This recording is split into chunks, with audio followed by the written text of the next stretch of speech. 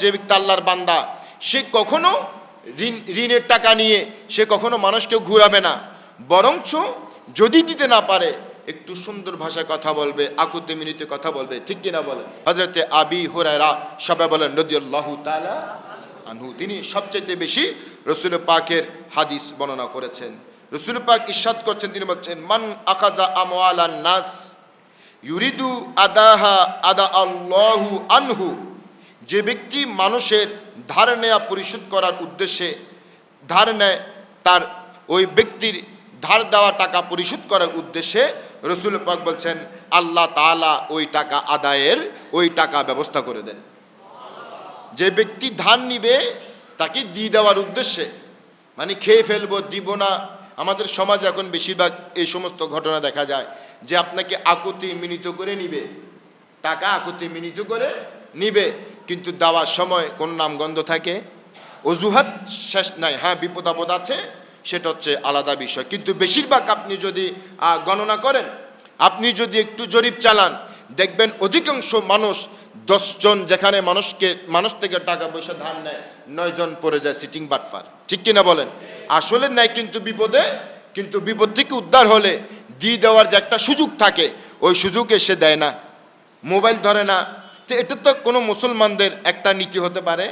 কারণ যে ব্যক্তি রাসূল পাকের উম্মত, যে ব্যক্তি আল্লাহর বান্দা, সে কখনো ঋণের টাকা নিয়ে সে কখনো মানুষকে ঘুরাবে না, বরঞ্চ যদি দিতে না পারে একটু সুন্দর ভাষায় কথা বলবে, আকুতি মিনতি কথা বলবে। ঠিক কিনা বলেন? আমি আসতেছি আপনাদের বিভিন্ন সিরিয়াল বিষয়ক একটা কথা বলবো। তাহলে রাসূল পাক বলছেন, যে ব্যক্তি মানুষের মাল কিংবা টাকা নেয় পরিশোধ করার উদ্দেশ্যে, কিসের উদ্দেশ্যে? পরিশোধ করার উদ্দেশ্যে, আল্লাহ তাআলা ওই ব্যক্তিকে পরিশোধ করার যত রকম সাহায্য দরকার সমস্ত সাহায্য ব্যবস্থা করে দেন। যদি আপনার নিয়ত থাকে দিয়ে দিব, তাহলে ব্যবস্থার দায়িত্ব নিয়েছেন কে? আর যদি বলেন দুধ কোনো রকম খাই দেয় বাসি, ফোন ধরবো না, নানা রকম অজুহাত দেখবো, ব্যবসা নাই, টাকা নাই, পয়সা নাই, অসুস্থ, আজকে মা অসুস্থ, বাবা অসুস্থ, ভাই অসুস্থ, বাচ্চা অসুস্থ, এরকম নানান রকম অজুহাত আছে না নেই? টাকা খুঁজতে গেলে নানান রকম অজুহাত, যে ভাই অসুস্থ, সর্দি, জোরে জোরে কাজ দেয়, যাতে উনি বুঝতে পারে যে আমি কি অসুস্থ। এরকম কিছু নেককার বান্দা আছে না নেই? তো কেন? এক মাগে শীত যায় না, মনে রাখবেন, এক মাগে কি যায় না? শীত যায় না। কবিরা বলে এই দিন দিন নয় আরো দিন। আচ্ছা, আপনি আজকে একদিন বিপদে পড়ছেন, টাকা নিলেন, আপনার সামর্থ্য আছে কিন্তু টাকা দিচ্ছেন না, তো বিপদ কি শুধু আপনার একদিন? আরও বিপদ আছে না নাই? তা আপনার যদি হাতটা ক্লিয়ার থাকে, আপনার জবানটা যদি পরিষ্কার থাকে, তাহলে আরেক দিন এর চাইতে বড় বিপদ যদি হয়, দেখবেন যে ব্যক্তি আপনাকে টাকা দিয়েছেন তার থেকে টাকা না থাকলেও বিভিন্নভাবে জোগাড় করে আপনার ওই বিপদ সাহায্য করবে। ঠিক কিনা? আর আপনি যদি বাটফারি করেন, সিটারি করেন, তাহলে টাকা থাকলেও অন্য থেকে আনা তো দূরের কথা, তার কাছেও থাকলেও বলবে যে টাকা নাই। এই হাদিস কানা আল্লাহ পাক আমাদেরকে আমল করার তৌফিক দিক। মনে রাখবেন, আবারও বলছি, স্পষ্ট হাদিস, একটা হাদিস যদি আমল করেন এনাফ।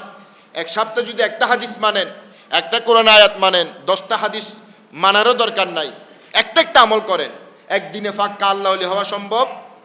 একদিনে কি ফাক্কা আল্লাহর ওলি হইতে পারবেন? আপনি কি একদিনে কি একবার আল্লাহ ওয়ালা হয়ে যেতে পারবেন? ধাপ আছে না নাই? একদিন একটু পরিবর্তন করেন, একদিন ভাষা পরিবর্তন করেন, আরেকদিন চালচলন পরিবর্তন করেন, আরেকদিন লেনদেন পরিবর্তন করেন, একদিন নামাজ পড়েন, ফজরের নামাজ পড়েন, মিস যাবে কয়েক, তো আগামীকাল চেষ্টা করেন ওই ওয়াক্তটা আবার পড়ার জন্য। এভাবে যখন আপনি সঠিক নিয়তে আপনি অগ্রসর হবেন, যত অগ্রসর হবেন তত আপনাকে শয়তান বাধা দিবে।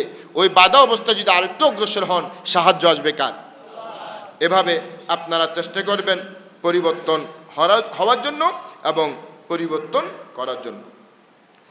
একদিন রাসূল পাক সাল্লাল্লাহু আলাইহি ওয়াসাল্লামের দরবারে একজন ব্যক্তি এসে চিল্লাচিল্লি করা শুরু করে দিস। কেন? সাহাবায়ে কেরাম তো খুব গরম, এত বড় সাহস! রাসূল পাক বলছেন খবরদার, কারণ তিনি হচ্ছেন পাওনাদার, তিনি হচ্ছেন পাওনাদার। এখন তো যে পাওনাদার টাকার জন্য আসে তাকে ছুরি মেরে মেরে ফেলে, যে গুলি করে, যে এরকম ঘটনা আছে না নাই? কয় টাকা চাইতে গিয়ে, পাওনা টাকা চাইতে গিয়ে, ধারকৃত টাকা আনতে গিয়ে অমুক ব্যক্তি নিহত।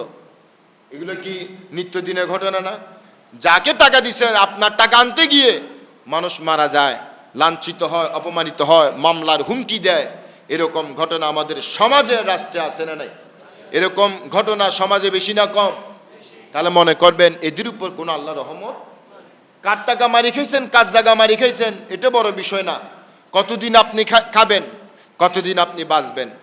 যার টাকা মারি, যার জায়গা জমিন মেরে খাচ্ছেন, কেউ ভাইয়ের জায়গা মেরে খাচ্ছেন, কেউ স্ত্রীর হক মেরে খাচ্ছেন, কেউ আপন চাচা ভাইপুতের জায়গা মেরে খাচ্ছেন, কয়দিন খাবেন? খান। নবীরও সমস্ত অনেক নবীরা কেউ 800-900 বছর পর্যন্ত পৃথিবীতে ছিলেন, কিন্তু এরপরে কি ছিল? এরপরে কি বেঁচে আছেন? একদিন মৃত্যু আছে না নাই?